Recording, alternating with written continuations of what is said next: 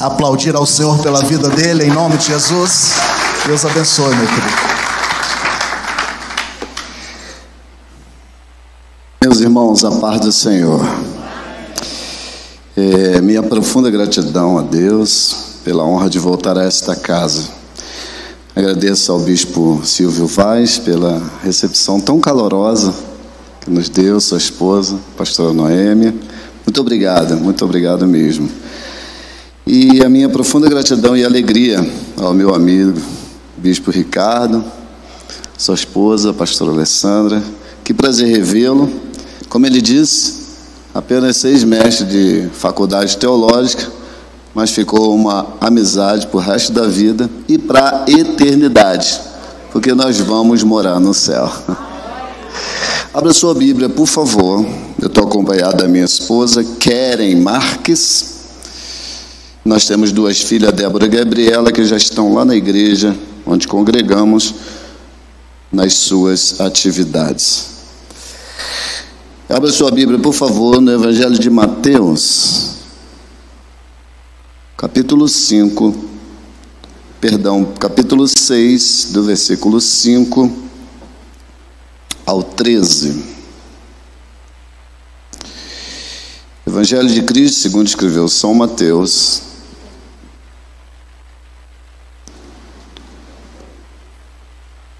capítulo 6, do versículo 5 ao 13. E quando orardes, não sereis como os hipócritas, porque gostam de orar em pé nas sinagogas e nos cantos das praças para serem vistos dos homens. Em verdade vos digo que eles já receberam a recompensa. Tu, porém, quando orares, entra no teu quarto, e fechada a tua porta, orarás a teu Pai, que está em secreto, e teu Pai que vê em secreto te recompensará. E orando, não useis de vãs repetições como os gentios, porque presumem que pelo muito falar serão ouvidos. Não vos assemelheis, pois, a eles, porque Deus, o vosso Pai, sabe o que tendes necessidades antes que lhe o peçais. Portanto, vós orareis assim: Pai nosso que estás nos céus, santificado seja o teu nome. Venha o teu reino, faça-se a tua vontade, assim na terra como no céu. O pão nosso de cada dia dá-nos hoje, e perdoa-nos as nossas dívidas, assim como nós temos perdoado aos nossos devedores. E não nos deixe cair em tentação, mas livra-nos do mal, pois teu é o reino, o poder e a glória para sempre. Amém. Eu queria conversar com vocês nessa manhã sobre aprendendo a orar com Jesus. Aprendendo a orar com Jesus. Quem ora sempre melhora. Quem ora alcança vitória. Marido que ora é melhor marido. Esposa que ora é melhor esposa. Filho que ora é melhor filho. Crente que ora é melhor crente. Quem ora fala com Deus e ouve Deus falar com ele. A coisa melhor do que ouvir a voz de Deus, irmãos, pela pessoa bendita do Espírito Santo que habita em nós, não há. Quem ora vive mais feliz. Quem ora vive menos estressado e pode até vencer o estresse.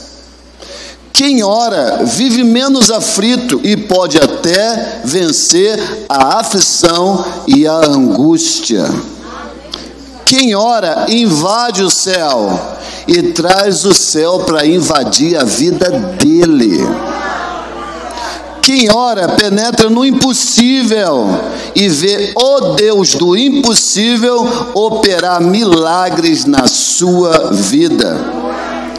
Quem ora usa uma arma poderosa, espiritual poderosíssima. quem ora sempre alcança vitória. Quem ora pode acalmar a mente, acalentar o coração, trazer vigor para o espírito, paz para a alma e saúde para o corpo. Josué orou e Deus parou o sol e lhe deu uma vitória enorme. Jabes orou e Deus lhe abençoou muitíssimo. Ezequias orou e Deus lhe deu uma vitória grandíssima, aumentando o tempo de vida dele. Quando a igreja orou, Deus tirou Pedro da prisão. Calvino disse: a oração é o antídoto para todas as nossas aflições. A oração é o antídoto para todas as nossas aflições. Quem ora sempre vence e alcança vitória. Martin Luther King disse: eu sou um homem tão ocupado que não posso me dar o luxo de não orar.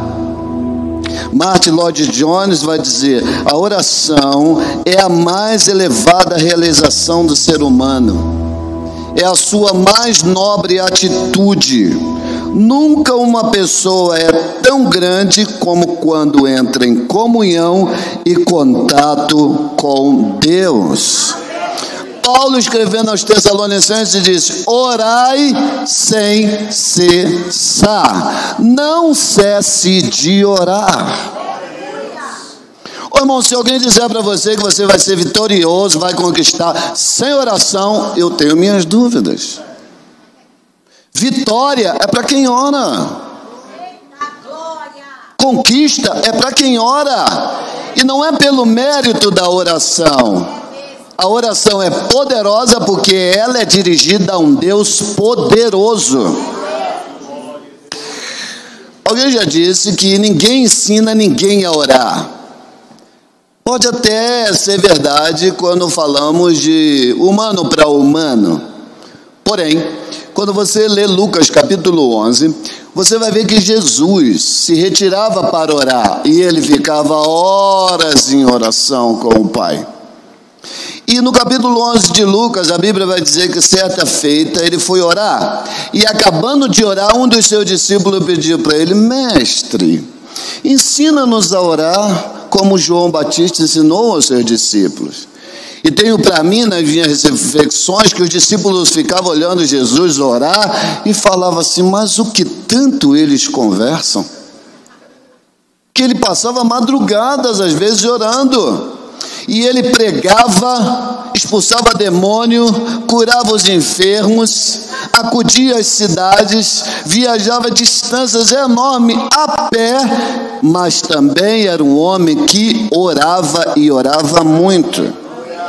Então Jesus vai nos ensinar como orar nesse texto que eu li, que está inserido no seu famoso Sermão da Montanha, ou Sermão do Monte, o maior sermão já pregado na face da terra. E ele vai nos ensinar aqui o que nós não devemos fazer quando formos orar e o que nós devemos fazer ao orarmos. E ele vai começar dizendo assim: e quando orardes. Por que ele diz aqui quando orardes? Porque Jesus tem por certo que um crente verdadeiramente nascido de novo ora.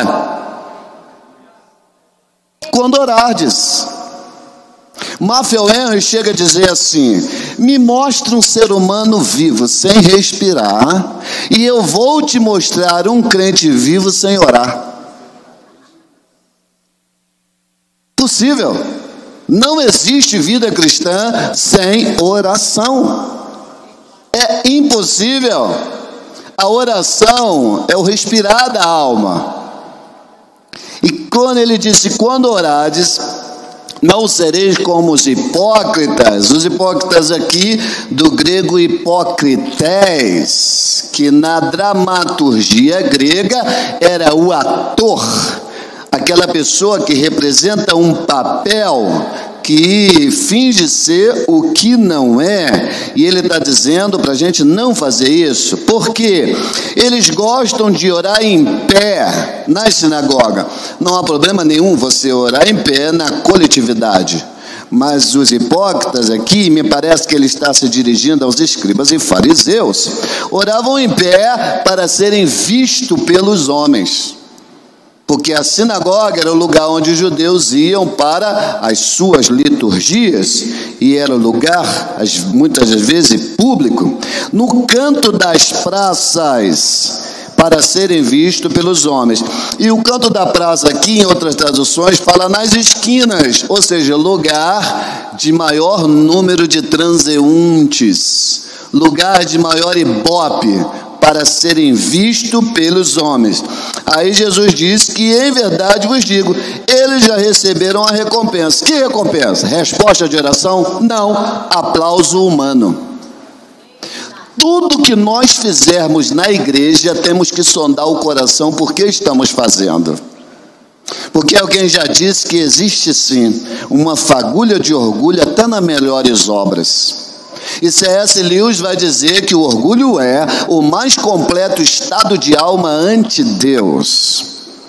E nós podemos ser crentes derrotados se fizermos algo para a nossa glória pessoal. E isso é sutil, irmãos. Tudo que nós fazemos na igreja, se você prega, se você canta, se você ora, se você ministra, se você dirige, não é para a nossa glória, é para a glória dele. Que diminua eu e ele cresça, porque a estrela aqui é ele, o grande é ele, a glória é dele. A igreja está fazendo 11 anos porque ele é o dono dessa igreja, e ela vai continuar crescendo porque ela tem um dono. E ele vai também repreender, dizendo, ensinar aos seus discípulos, no 7, dizendo assim: e orando, não useis de vãs repetições, como gentios, porque presume que pelo seu muito falar serão ouvidos. Olha, o que Jesus está ensinando aqui? Ele não está desestimulando nós passarmos muito tempo em oração. Quanto mais você orar, melhor. Mas ele está ensinando que quando você for orar, não fique orando sempre pelas mesmas coisas. Busque na palavra de Deus motivos pela oração. Não ore só por você, faça oração intercessória. Ore pela sua esposa, ore pelos seus filhos, ore pela igreja, ore pelo pastor, ore pela nação, ore pela Ucrânia que está em guerra, ore pela Rússia que está atacando, ore para que o evangelho avance, ore pelo nosso país nesse ano de oração, ore agradecendo pelo pão porque você dormiu, ore em gratidão porque a Covid está passando e nós estamos sobrevivendo. Aleluia! Ore para agradecer. Ore, não fique repetindo sempre a mesma oração, lamentando de coisas, Deus já sabe, é repetir, e isso é vão. Ele fala, não é porque pelo seu muito falar, é igual o nosso irmão que deu essa excelente palavra de oferta, ele falou, Deus respondeu ele na hora. E às vezes uma oração curta resolve, mas Jesus está nos estimulando a orar. E quanto mais tempo pudermos passar em oração, melhor. Aí ele vai nos ensinar o que devemos fazer quando orar. Ele disse, tu porém, quando orares, entra no teu quarto. Quarto aqui, propriamente, não é um lugar geográfico. Mas Jesus está dizendo, procure um lugar de intimidade. Qual é o cômodo da nossa casa de maior intimidade? O quarto. Entra no teu quarto, é procurar um lugar de intimidade. Você sabe que você pode estar no meio de uma multidão e buscar intimidade com Deus? Eu lembro uma vez que eu estava numa praça do Brasília Shopping lanchando, e eu estava falando com Deus, agradecendo pelo lanche. Eu estava comendo um sanduíche gostoso. Eu falei, Jesus, muito obrigado, que sanduíche saboroso. O Senhor nos deu uma língua, um pequeno órgão que é capaz de diferenciar 6.000 sabores. Que coisa impressionante! A picanha, a uva, o melão, a melancia, a laranja, a costela, o filé mignon, e dando glória. Irmão, parece que naquele lugar todo mundo sumiu. E parece que eu fui arrebatado em espírito. E eu no meio da praça comecei a chorar, não queria nem saber onde é que eu estava. Eu estava com ele no meu quarto de oração. Entra no teu quarto e fecha a tua porta. O que ele está ensinando? Isola-te de tudo e de todos.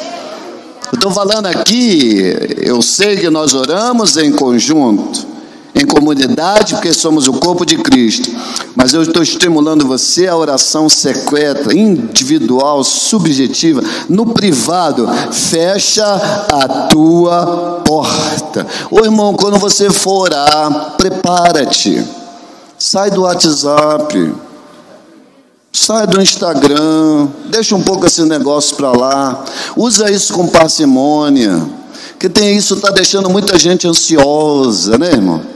Fica ali no Rios, posta um negócio de 1 em 1 minuto. Quantas postagens? 1, 2, 3. Aí a pessoa fica alegre de acordo com o número de curtidas. Se tiver muita curtida, ele está bem. Se não tiver, estou derrotado, estou esquecido. Ô irmão, você está fazendo muito mal a muitas pessoas, irmão. Trazendo aflição, angústia, inveja, irmão. Às vezes a pessoa foi para Caldas Novas, Deus abençoou o trabalho dele, ele foi para Caldas Novas, ficou na água quentinha com a família, curtiu lá 3, 4 dias, mas quando ele volta, abre o Instagram, aí vê um irmão da igreja que está em Paris, ele olha assim: ô Jesus, eu em Caldas Novas, ele em Paris, olha a inveja aí. Ou senão você abre o Instagram e vê aquela pessoa numa festa, mesmo da igreja, que não te convidou, aí você fica lá passando o Instagram de cima para baixo e olha a festa. Eu tenho certeza que você, crente em Jesus, vai dizer: glória a Deus, que amiga maravilhosa, nem me chamou. E às vezes a gente não entende que as pessoas não são obrigadas a fazer nada para nós, e os seus amigos têm outros amigos também. E você não precisa ser carente de atenção e carente de amor, porque quem é carente de amor busca amor aonde não existe, e só há um amor que não nos preenche completamente: o amor de Cristo Jesus. É o que foi cantado aqui. Que amor é esse? É o ágape. Ele me ama. Ele ama você. Entra no teu quarto, fecha a tua porta e orarás a teu Pai que está em secreto, e teu Pai que vê em secreto te recompensará. Quando você for orar, preste atenção no que eu vou dizer, tenha fé. A Bíblia diz em Hebreus 11:6, sem fé é impossível agradar a Deus, porque é necessário que aqueles que se aproximam de Deus creiam que Ele existe e é galardoador daqueles que o buscam. Aí o teu Pai que vem em secreto, ou seja, quando ninguém te vê, os olhos do Pai estão sobre você. Quando você se sentir abandonado, preterido, esquecido, como já foi dito aqui, Deus não esquece você. Os olhos dele estarão sobre você.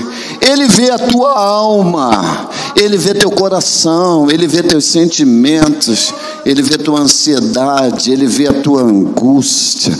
E os olhos dele são como chama de fogo. Vá lá no recôndito do coração, lá nas juntas de ossos e medulas, onde vai a palavra, os olhos dele vão, e ele sabe exatamente o que você precisa. Orar a Deus é a melhor coisa a se fazer quando você não sabe o que fazer. Não sabe o que fazer? Ora. E o teu Pai que te vê em secreto te recompensará. Não vos assemelheis, pois, a eles, porque Deus, o vosso Pai, sabe o que tendes necessidade antes que lhe os peçais. Isso aqui é interessante, né? Olha, Se Deus sabe o que eu preciso, por que eu preciso orar pedindo? A pergunta é: você sabe o que você precisa? A Bíblia diz que enganoso é o coração. Quem pode esquadrinhá-lo?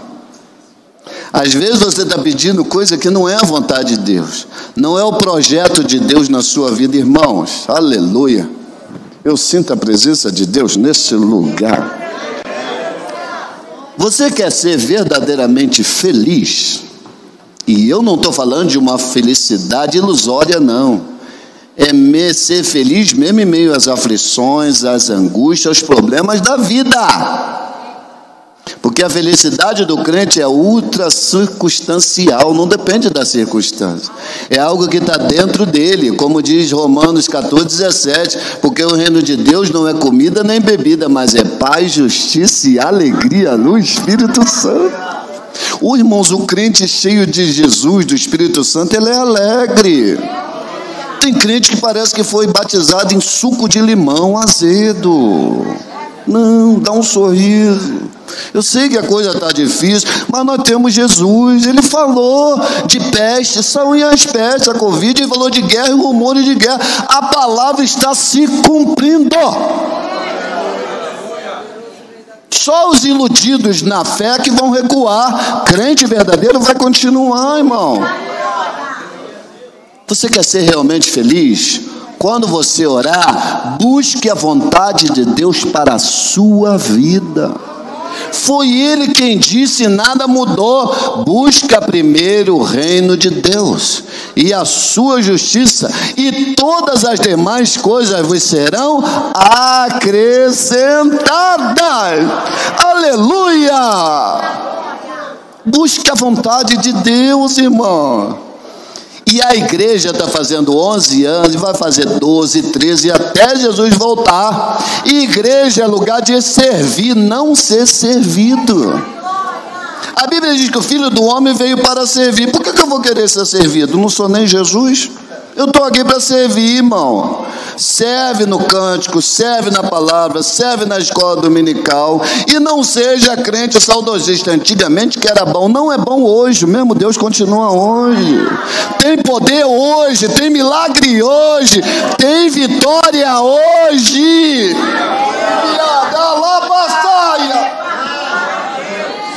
Ore. Você que parou por quê? Levanta! Não é aqui o nosso descanso. Aquele que tem posto a mão no arado não pode olhar para trás. Irmãos, e se nós sobrevivemos à Covid, dá glória, anima-te, dá salto de alegria, porque nós estamos vivos. Aleluia! Ele disse: ele sabe do que você tem necessidade. O coração é enganoso, então põe a vontade de Deus em primeiro lugar. Não fique chateado se ninguém está te vendo. Mas eu não sou reconhecido. Estão falando mal de mim. Eu gosto de uma do Charlie Radão Spurgeon. Isso me sarou muito. Quando você souber que tem alguém falando muito, muito mal de você, não fique chateado não, porque você é bem pior do que eles estão dizendo. Quem já viu o WhatsApp? Aquela menininha, aqueles emojis que manda. Na minha família tem os irmãos do Rio de Janeiro, 6 irmãos do Rio de Janeiro, 2 pastores, as irmãs tudo crente. E ela, quando a gente faz alguma coisa lá, né? Aí eles põem lá aquela menininha com uma Bíblia na mão, aí ela apontando para a Bíblia e dizendo assim: aqui diz que você não presta. Tem outra que eu gosto. Quando você for falar mal de mim, me chame, tá? Não me deixe de fora. Eu sei coisas horríveis ao meu respeito. Nós só estamos aqui pela graça, irmão. Nós já estamos aqui porque foi cantado. Que amor é esse? Eu não sei. Mas como tem do inário lá das Assembleias de Deus, na Alta Cristã, porque Jesus me ama, eu não posso te explicar, mas a ti também te chama, pois deseja te salvar. Jesus é bom. Jesus é bom. Jesus é bom. Aleluia. Que maravilha. Aí ele vai ensinar então, quando você orar, portanto vós orareis assim. Aí ele vai ensinar essa que é conhecida como a oração do Pai Nosso ou a oração dominical. Essa oração é muito interessante. O que Jesus quis ensinar aqui? Não há nada de errado quando você estiver no trabalho, num evento, e alguém te chamar para você fazer a oração do Pai Nosso. Nada de errado você orar. Porém, essa oração não é para ser usada, digamos, como um talismã. Não é para ser usada em vãs repetições, porque senão entra na contradição que ele disse para nós não praticarmos vã repetição. Então, por que ele ensinou essa oração? É porque essa oração é o mais completo modelo de como nós devemos orar. Por quê? Porque a primeira parte dela, Pai nosso que estás no céu, santificado seja o teu nome, venha o teu reino, faça a tua vontade, assim na terra como no céu. Martin Lloyd Jones vai chamar de oração-adoração. É quando você não começa pedindo nada. Aí ele vai dizer, portanto, vós orareis assim, Pai nosso que estás nos céus. Você está vendo esse sol brilhando aí fora? Deus que criou. Você está vendo a chuva que cai em Brasília nos 6 meses? Deus que manda a chuva. Você vê a lua que vai vir à noite? Ele que criou. Você sabe do Deus que abriu o mar vermelho? Ele que abriu. Você conhece o Deus que tira a água da rocha? Ele é poderoso, Ele é tremendo, Ele é forte, Ele é grande, Ele é todo poderoso, mas Ele também é teu Pai. Ele é teu Pai. Porque na teologia cristã, a gente sabe que para a salvação, para a conversão real, 3 passos são necessários. Primeiro, a justificação, que lembra um tribunal, onde o homem e a mulher condenados pelo pecado, porque todos pecaram e destituídos estão da glória de Deus. E não há homem, não há mulher que não peque. E nós não poderíamos prover a nossa própria salvação. Por isso que Paulo vai dizer, pela graça sois salvos, mediante a fé. Isso não vem de vós, é dom de Deus. Presente, salvação, a coisa mais importante. Aí para a salvação precisa da justificação. Pela justiça de Cristo nós somos justificados pela fé na justiça dele pregado na cruz do Calvário. Aí Paulo fala, sendo pois justificado pela fé, temos paz com Deus por meio do nosso Senhor e Salvador Jesus Cristo. Depois da santificação, a justificação, vem a regeneração e a adoção. Regeneração é nascer de novo, como Jesus disse para Nicodemos, é necessário nascer de novo. Não se estendeu em debate teológico, você precisa nascer de novo. Não nascer do homem, mas nascer da água e do Espírito. Nascido de novo, você agora tem o Pai Celestial, porque a Bíblia vai dizer, veio para os que eram seus, mas os seus não receberam, mas todos quanto receberam, eles deram o poder de serem chamados filhos de Deus. Quer o diabo não, quer o inferno não, se você nasceu em Jesus Cristo, você é filho e filha de Deus. E ninguém tira isso. Levante a cabeça. Aí vem a adoção na família de Deus. Agora não sois mais estrangeiros, não, nem forasteiros, mas sois concidadão dos santos e da família de Deus. Aí Tevip está fazendo 11 anos, porque eu, você e nós somos da família de Deus. E essa família tem um pai. Então quando você orar, irmãos, a gente sabe que o filho, quando quer alguma coisa, né, igual minhas meninas, né? Paizinho lindo, cada dia mais bonito com esse cabelo branco, cheiroso, bonitão. Tu já manda logo, né? O que você quer? O que você quer? E eles tiram tudo da gente, né? É óbvio que o nosso Pai não é ser humano, Ele é Deus. Ninguém engana Ele. Mas é bem verdade que também, ao chegarmos para Ele, não pede nada não. Jesus está ensinando Pai Nosso. Fala com Ele, Pai. Paizinho. Abba, Pai. Meu Pai. Pai bom. Pai maravilhoso. Pai justo. Pai verdadeiro. Pai bondoso. Os profetas não chamaram Deus de Pai. Abraão era amigo íntimo de Deus, não chamou-lhe de Pai. Moisés falava com o Eterno, cara a cara, não chamou-lhe de Pai. O primeiro que veio chamar ele de Pai é Jesus e nos ensinou. Então, quando você orar, deixa eu mandar um torpedo para você.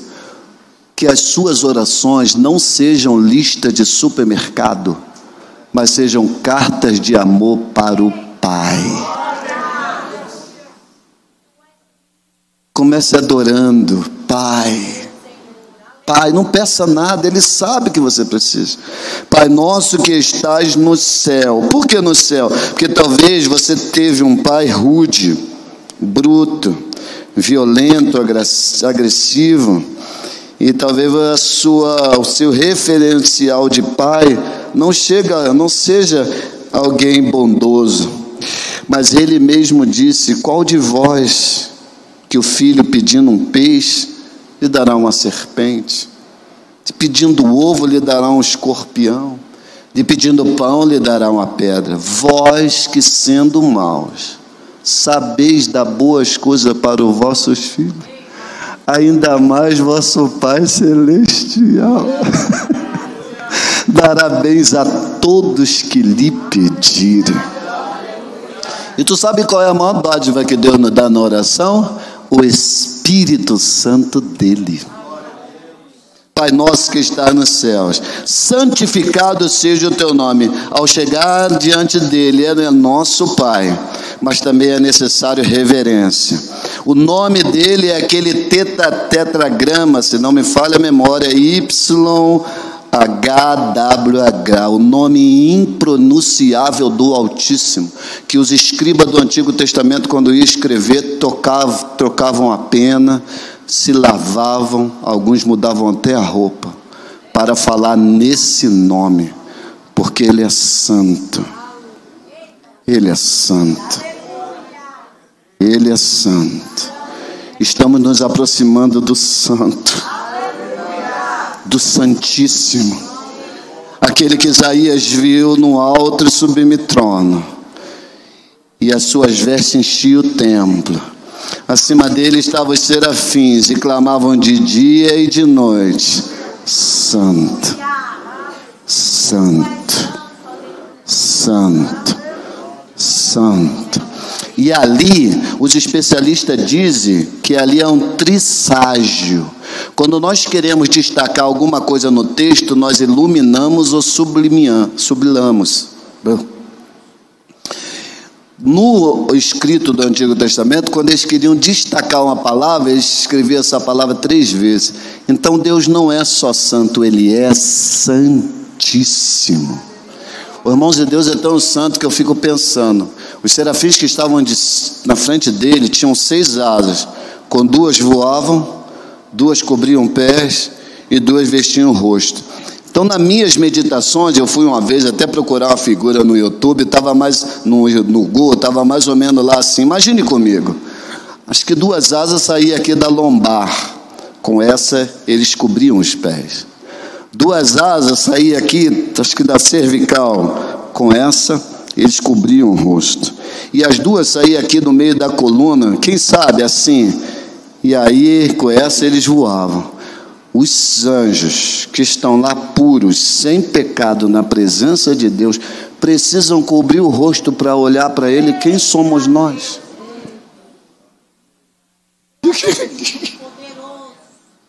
Quem somos nós para estar na presença dEle, irmão? Sem ser fulminado. Nós só estamos aqui pelo sangue de Jesus, que nos fez agradável ao Pai e nos tira o nosso pecado. Ele é santo. E por que nós devemos clamar a Ele, santificado seja o nome? Porque na santidade dEle, Ele nos santifica. E a santidade é necessária. Por quê? Quer ser vitorioso? O livro de Josué é o livro da guerra, da batalha, da luta, da peleja. A segunda parte do Antigo Testamento é o livro da conquista. É o livro da consolidação do povo na terra. Mas eles precisavam lutar. Tinha gigante lá, tinha problema lá, tinha inimigos às vezes intransponíveis. E a vida é dura, irmão. Diz o poeta maranhense Gonçalves, se não me engano, Gonçalves Dias, né? Que disse assim: não chores, meu filho, na canção do Tamoio, não chores. A vida é luta renhida, viver é lutar. A vida é combate, que aos fracos abate, mas aos fortes e aos bravos só faz exaltar. Você é forte, você é mais do que vencedor. Diz a Bíblia, levanta. Todo mundo tem problema, levanta, batalha. E quando você vai olhar o livro de Josué, ele prepara o povo, antes de entrar na terra prometida, ele vai dizer para o povo: santificai-vos, porque amanhã fará o Senhor maravilha no meio de vós. Santificação é necessária. E tem uma, irmãos, que numa mensagem de santidade que eu preparei, eu lembrei de Hebreus 12:14. Segui a paz com todos e a santificação, sem a qual ninguém, nem rico nem pobre, nem negro nem branco, nem asiático nem americano, ninguém verá o Senhor. Santificado seja o teu nome. Venha o teu reino. O reino de Deus já está estabelecido pela pedra que é Cristo Jesus. O reino de Deus jamais passará. Você tem que estar no reino de Deus. Quando você lê o livro de Daniel, você vai ver que no capítulo 1, Daniel e seus amigos são levados para a Babilônia. No capítulo 2, Daniel revela a estátua de Nabucodonosor, que fala dos reinos babilônico, medo-persa, grego-macedônio e romano. Ele falou de 4, mas os reinos mundiais foram 6: Egito, Assíria, Babilônia, medo-persa, grego, macedônio e romano. 6 é o número do homem. E ali Nabucodonosor quis se exaltar, e Deus revelou para eles os reinos que viriam, mas mostrou uma pedra que bateu no pé da estátua, e aquela estátua foi transformada em poeira, em pó, como pragana na eira, e se passou. Mas a pedra que bateu no pé se fez um grande monte e encheu toda a terra. E lá no Novo Testamento nós vamos ver quem é essa pedra. Jesus Cristo de Nazaré é a pedra, o reino que está estabelecido. Aí Nabucodonosor foi humilhado, mas não se converteu totalmente. E ele foi ensinado: o rei dos céus tem domínio sobre todos os reinos da terra, e o reino dele jamais passará na pessoa de Jesus Cristo. Aí no capítulo 3, o que ele faz? Ele levanta uma estátua no campo de Dura. Ela tem 60 côvados, os braços davam 6 metros, e 6 instrumentos tocaram lá. Olha, 6 metros, os braços, 6 e 6 instrumentos, 6. Uma estátua grande que estava aparecendo lá. E ali não estava Daniel. Tu vê Daniel em todos os capítulos, mas naquele não. Por quê? Porque Daniel ali simboliza o arrebatamento da igreja, quando o anticristo estiver sendo adorado aqui. A igreja vai embora. Venha teu reino. Ele está vindo. Acordemos, crente, cada dia mais. Deseje o reino de Deus mais do que as coisas da terra. Assim na terra como no céu, faça a sua vontade. Aí depois que você adorou, santificou, buscando o nome dele, o reino dele, a vontade dele, assim na terra como no céu, ele vai agora tratar da oração petição. É modelo como você deve orar. Não comece pedindo, adore. Busque o reino, a vontade dele, entre na presença de Deus. Aí depois você começa a pedir. E olha como essa oração é fantástica. O pão nosso de cada dia. Aqui essa oração fala das necessidades integrais do ser humano. O pão nosso de cada dia, necessidades materiais, físicas. Perdoa nossas dívidas, necessidades emocionais da alma. Não nos deixe cair em tentação, necessidade do espírito, livramento espiritual. Então, o pão nosso de cada dia. A Bíblia diz: não estejais ansiosos por coisa alguma. Antes, peçam ao Senhor tudo que você precisa. Olha para o lírio dos vales, ele cuida com tanto carinho, não cuidará muito mais de vós? Pedro vai dizer: lançando sobre ele toda a vossa ansiedade, porque ele tem cuidado de vós. E como você lança? Lançar é falar, exteriorizar. Leve para ele exatamente o que te preocupa. Precisa de uma casa nova? Fala com ele. Precisa trocar o carro? Fale com ele. Ele é teu pai. Olha, eu falo sempre para os jovens, irmãos, e eu vi Deus fazer um milagre na vida de um jovem que estava estudando para o bombeiro e não passava. Quando eu estudava para concurso do Exército, eu queria muito passar, precisava casar, arrumar um emprego. Lá no Rio de Janeiro, 24 anos, tinha que casar, dar um rumo na minha vida. Já tinha 7 empregos, e eu orava, e Deus me deu uma estratégia. Ore pelo que vai cair na prova. Estou dando uma palavra de vitória aqui para o jovem. Estuda, faz a sua parte. Porque Deus não ajuda preguiçoso, Deus ajuda de gente que estuda, que trabalha. E não vai nessa de caneta ungida para concurso não, sai fora. Deus nem revela as questões, faz a sua parte, mas o impossível que você não consegue fazer, Ele faz. Aos jovens aqui, entre num concurso, faça sua inscrição e entre com fé e com garra. Porque se você achar que não vai passar porque tem 10 vagas e 1 milhão de candidatos, já entra derrotado. Como você tem que entrar no concurso? Ore para Deus fazer você estudar o que vai cair na prova. E Deus me abençoou. No dia da prova eu fui estudar de madrugada, perdi um sono, tinha uma questão lá. Qual é o principal músculo do pescoço? Esternocleidomastóide. 3 horas da madrugada estudando. Quando eu cheguei no concurso, a questão estava lá. Quem me revelou? Jesus, mas eu estudei. Falei para minha esposa conseguiu. Aí um dia eu fui pregar numa igreja na Samambaia, um jovem me agarrou lá, me deu um beijo. Obrigado. Falei, por quê? Sabe aquele negócio de orar para o que vai cair na prova? Meu irmão botou aquilo no coração, teve fé e começou a orar. Pastor, ele já tinha tentado o bombeiro 2 vezes, e nessa agora que ele pediu, ele orou, e a maioria das coisas que ele orou estava na prova. Aí ele passou e agora é bombeiro. 2 semanas depois eu fui para Caldas Novas, no hotel lá. Quem estava lá celebrando a vitória com a esposa? O menino. Aí me deu um abraço. Foi aquilo que o Senhor me ensinou. Eu falei, eu não, foi Jesus. Ore, Ele sabe as suas necessidades. O pão nosso de cada dia fala de roupa, de alimento, das suas necessidades. A Bíblia diz: fui moço e agora sou velho, mas nunca vi um justo desamparado, nem a sua descendência mendigar o pão. Deus é fiel. Ore, o pão nosso. Para de ficar preocupado, ansioso, correndo para lá e para cá. Antes de ir para o trabalho acelerado, ore pela sua empresa, pelo seu negócio, pelo seu salário. O pão nosso de cada dia dá-nos hoje. Perdoa a nossa dívida aqui, como nós temos perdoado aos nossos devedores. Aqui não está falando do perdão para a salvação. Esse Jesus já nos deu, Ele nos perdoou pelo mérito e graça dele. Mas o que Jesus está dizendo é o seguinte: se você foi perdoado por Deus, você precisa perdoar. Só quem não sente o verdadeiro perdão não consegue perdoar. E aí tem aquela parábola do rei que foi prestar conta com um homem e chamou ele devia 10.000 denários ou 10.000 dinheiro. Era coisa de bilhões e bilhões de dólares. Parece que era um imposto de toda a Judéia durante 1 ano. Era uma dívida impagável. E o rei chamou para ele: paga o que me deve, eu vou ser misericordioso e compassivo comigo e tudo te pagarei.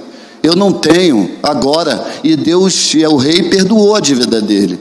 Ele, saindo dali, encontrou um homem que devia para ele 50 denários. A dívida era pouquinha, alguns meses de trabalho de um trabalhador. E aquele homem pediu para aquele servo que foi perdoado pelo rei: seja misericordioso comigo e compassivo, e tudo te perdoei. O que ele fez? Não perdoou. Afligiu ele, oprimiu ele. As pessoas viram, foram contar ao rei. O rei falou assim: servo mau, você não viu que eu te perdoei? Não devia ter feito o mesmo? E lançou ele na prisão e entregou aos verdugos. O rei ali é Deus. O devedor sou eu e você, que recebemos o maior perdão para todos os nossos pecados em Cristo e devemos perdoar. Porque quem não perdoa, o que acontece? O que é a prisão? É você prender a pessoa que te ofendeu, que te magoou dentro de você. Verdugos ali são demônios. Quando você não perdoa, você dá legalidade ao diabo para te atormentar. Você não esquece a pessoa que te magoou. Ô, irmãos, eu sei que perdoar não é fácil. C.S. Lewis disse assim: todo mundo acha que perdoar é um bom negócio, até que tenha que perdoar alguém. Mas eu não estou falando de facilidade, eu estou falando de possibilidade em Cristo. Perdoa, deixa essa pessoa aí, porque senão você fica pensando nela dia e noite, tirando teu sono, magoando e fazendo até a oração de feiticeiro. Sabe a oração de feiticeiro? Jesus, mata ele, Jesus, queima ele, Jesus.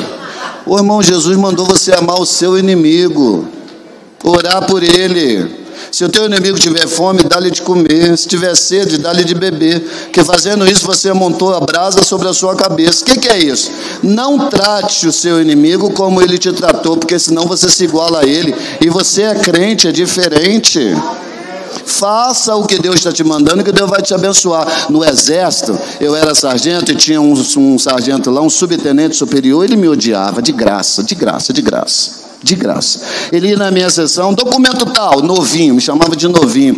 Aí eu me atrapalhava para achar, ele ficava, é um incompetente, não sei o que lá. Eu novinho, né, querendo ficar no exército, não falava nada.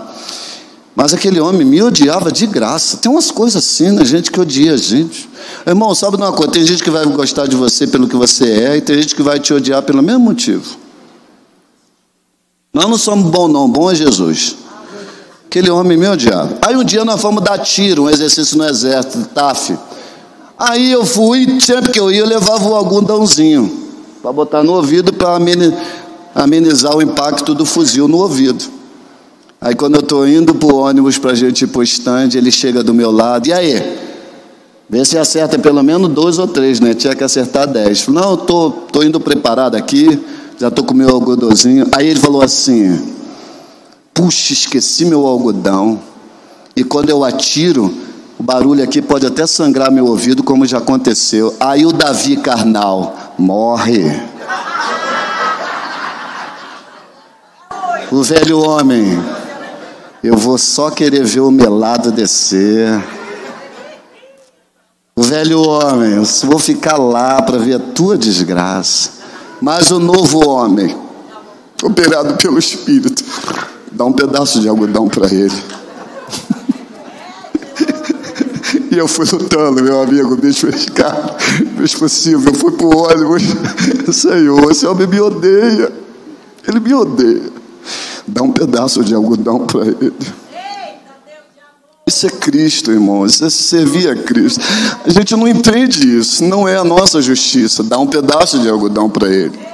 Aí antes de chegar no ônibus, eu tirei um pedaço, dei para ele. Ele ficou me olhando assim e foi dar o tiro. O tiro foi na sexta, era meio expediente, nós fomos embora.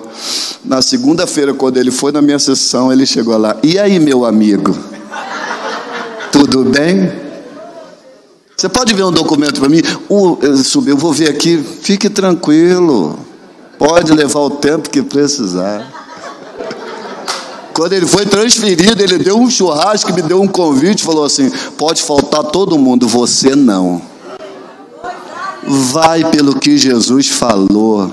Perdoe e ame seus inimigos. A vitória é tua, em nome de Jesus. Amém? Aleluia. Pode aplaudir ele. E para terminar, não nos deixe cair em tentação, mas livra-nos do mal. Cuidado com aquilo que te atrai. Cuidado com aquilo que te aprisiona. Cuidado com aquilo que você está vendo, porque antes de pecar vem a tentação. E o inimigo sabe qual é a nossa fraqueza. E nós temos fraqueza. Mas na oração o Espírito Santo intercede por nós com gemidos inexprimíveis. E nos ajuda nas nossas fraquezas. É Paulo que está escrevendo, irmão. Um gigante da fé. Ore, jovem, porque a carne é fraca. Ore, obreiro, porque a tentação está aí. E grave aquela de Martinho Lutero: você não pode impedir que as aves voem sobre a sua cabeça. É a tentação. Mas você pode impedir que ela coloque os ovos. É o pecado. E alguém disse que a tentação vê como quando nós somos atraídos pela nossa concupiscência e somos engodados. Engodado no grego é delametazói. Delametazói é a isca que põe no anzol. Põe no anzol para atrair o peixe. Parece alimento, coisa boa, mas debaixo dele tem morte. Não nos deixe cair em tentação. Tem alguma coisa te atraindo no trabalho, varão? Foge. Corre. Vaza. Porque nós estamos caminhando em Cristo, mas o velho homem continua querendo operar. E Martinho Lutero disse uma que eu gosto. Quando eu me batizei, eu pensei que o velho homem tinha se afogado nas águas do batismo. Mas não é que o infeliz sabia nadar? E agora eu tenho que matá-lo todos os dias. Você mata na palavra, no jejum e na oração. Porque a vitória é nossa. Porque dele é o reino, dele é a glória, para todo sempre. Amém.